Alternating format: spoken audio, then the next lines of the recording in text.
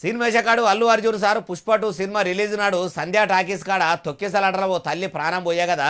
అయితే ఆ తొక్కిసలాట అయ్యేందుకు కారణమైన ముగ్గురు నిందితులను పట్టుకున్నామని పోలీసులు అన్నారట. రక్షక భటులు ఎవలను పట్టుకుర్రు, ఎవరిని అరెస్ట్ చేసిర్రు అరుచుకుందాం పారి.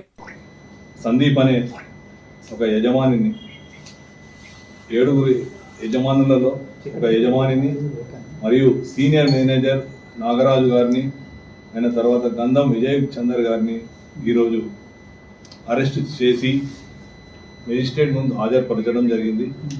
ఇన్నరా తొక్కిసలాటకు సినిమేషకాడు అల్లు అర్జున్ కారణం కాదు, అట్లా అయ్యేందుకు ముమ్మాటికి ఆ టాకీస్ వాళ్ళే కారణము. అందుకే సంధ్యా టాకీస్ ఓనర్ ఒకరిను, సూపర్వైజర్ను, ఇంకొకరిను, ముగ్గురిని అరెస్టు చేసి కోర్టులో హాజరు పరిచినామా అనుకొచ్చిండు. కాంగ్రెస్ సర్కారు ఏలుబడి సక్క లేదని ప్రజలు రోడ్ల మీదకి వచ్చి ధర్నాలు, రాస్తారోకోలు, నిరసనలు చేస్తుంటే అవిటితోనే పోలీసులకు సావు మరణం ఉన్నది.